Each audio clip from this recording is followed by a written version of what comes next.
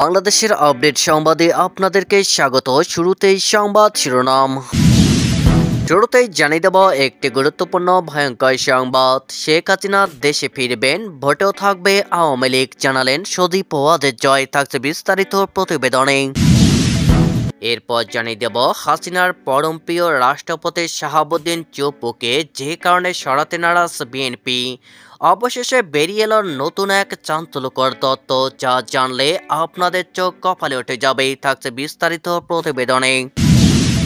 এবার civil surgeon কার্যালয়ে digital স্ক্রিনে ভেসে উঠল শেখ হাসিনার বাণী।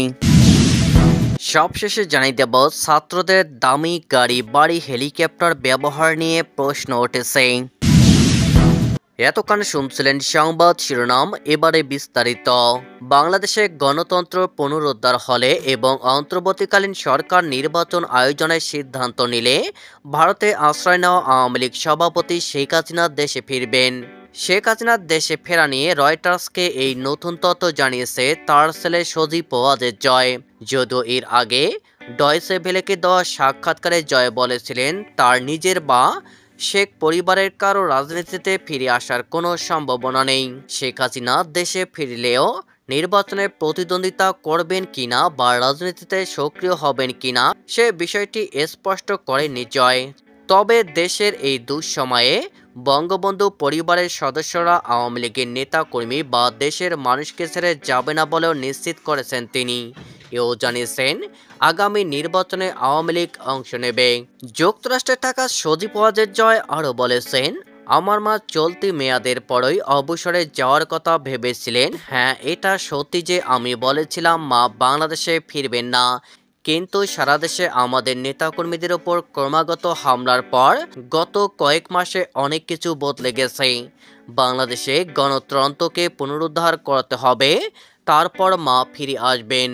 দিল্লিতে আশ্রয় নেওয়া শেখ হাসিনার এই মুহূর্তে অন্য কোথাও যাওয়ার পরিকল্পনা না থাকার বিষয়টিও ফের নিশ্চিত করেছেন সজীব ওয়াজেদ জয়। তিনি বলেন, আপাতত তিনি ভারতেই থাকছেন। শেখ হাসিনাকে আশ্রয় ও সুরক্ষা দেওয়ার জন্য ভারতের প্রধানমন্ত্রী নরেন্দ্র মোদী ও তার সরকারের প্রতি আবারও কৃতজ্ঞতা জানিয়েছেন সজীব ওয়াজেদ জয়। হাসিনার অত্যন্ত কাছের মানুষ শাহাবুদ্দিন গত বছর বিনা প্রতিদ্বন্দ্বিতায় নির্বাচিত হন। তার কার্যকালের মেয়াদ আরও 3.5 থেকে 4 বছর বাকি। বিএনপির সঙ্গে তার আগে থেকেই মতবিরোধ ছিল। 2001 সালে বিএনপি ক্ষমতায় আসার পর রাজনৈতিক হিংসার ঘটনা নিয়ে শাহাবুদ্দিন ওই দলের বিরুদ্ধে রিপোর্ট দিয়েছিলেন। শেখ হাসিনা তাকেই করেছিলেন তদন্ত কমিটির চেয়ারম্যান। হাসিনার পরমপ্রিয় সেই শাহাবুদ্দিনকে এখন রাষ্ট্রপতির পদ থেকে সরাতে নারাজ বিএনপি। বলা হয়, রাজনীতির দাবার চালে সময় অনেক বড় ভূমিকা পালন করে থাকে। বিএনপির নেতৃত্ব মনে করছে শাহাবুদ্দিনকে সরিয়ে নতুন যাকে রাষ্ট্রপতি করা হোক না কেন তিনি হবেন জামায়াতে ইসলামের ঘনিষ্ঠজন। ইউনূস সরকার মাত্র 5 থেকে 6 মাসের শাসনেই সরকারের গুরুত্বপূর্ণ পদগুলিতে হাসিনার জামানার লোকদের সরিয়ে জামাত ঘনিষ্ঠদের বসিয়েছেন। সরকার পরিচালনায় ইউনূসের জামাত নির্ভরতাও গোপন নেই। দায়িত্ব নিয়ে তিনি জামায়াতের ওপর থেকে নিষেধাজ্ঞা প্রত্যাহার করে নিয়েছিলেন। এই পরিস্থিতিতে বিএনপি অসহায় বোধ করছে। তারা মনে করছে হাসিনা মনোনীত শাহাবুদ্দিনই তাদের জন্য মন্দের ভালো। তাদের ওই খড়কুটো মানছে খালেদা জিয়ার দল বিএনপি, কারণ তাদের আশঙ্কা নতুন রাষ্ট্রপতিও ইউনূসের মতোই জামায়াত এবং বৈষম্যবিরোধী ছাত্র আন্দোলনের নেতৃত্বের কথায় চলবেন। তাছাড়া অনেকে মনে করছেন সাংবিধানিক ও রাজকতার সুযোগে ক্ষমতা সেনার হাতে চলে যাওয়া অসম্ভব নয়। পরিস্থিতির বাস্তবতার বিবেচনায় রেখে বিএনপির নেতৃত্ব শাহাবুদ্দিনের পাশে দাঁড়ায়। বৈষম্যবিরোধী ছাত্র আন্দোলনের নেতৃত্বে তীব্র আক্রমণের মুখে পড়েছে দেশের এই প্রথম সারির দলটি, যারা দীর্ঘদিন দেশ শাসন করেছে।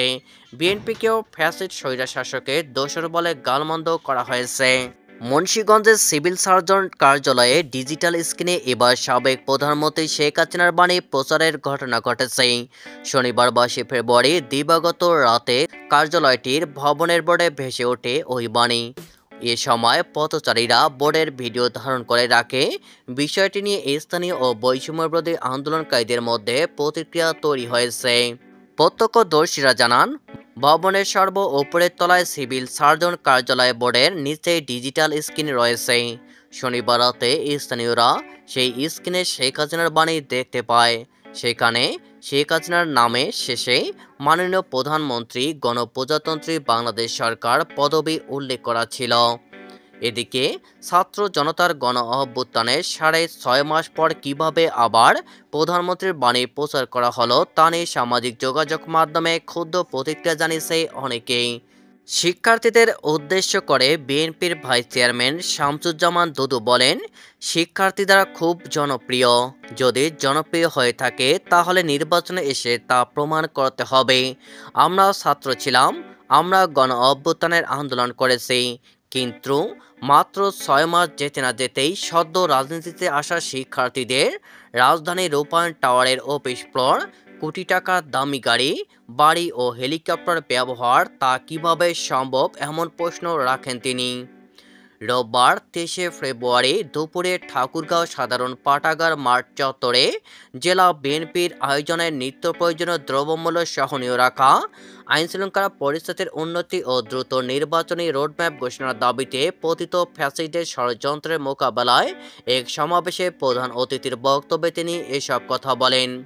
প্রধান উপদেষ্টাকে ইঙ্গিত করে শামসুজ্জামান দুদু বলেন, শিক্ষার্থীদের একটা দল থাকা দরকার মানে তিনি শিক্ষার্থীদের পক্ষ নিয়েছেন। তিনি নিরপেক্ষ নন, তার পদত্যাগ এখনও বিএনপির দাবি তোলেনি। 2 নম্বরই কোনো কিছু নোবেল জয়ীদের চরিত্রে নাই, তিনি তা করলে তার যে সুনাম আছে তা নষ্ট হবে। শেখ পরিবারের হাসিনা সহ সকলকেই চোর উল্লেখ করে শামসুজ্জামান দুদু বলেন, দেশের এমন কোনো ব্যাংক নেই যে শেখ পরিবার সেখানে চুরি করেননি। শেখ মুজিবের নাতনি দেশেও চুরি করেছেন, আবার বিদেশেও চুরি করেছে।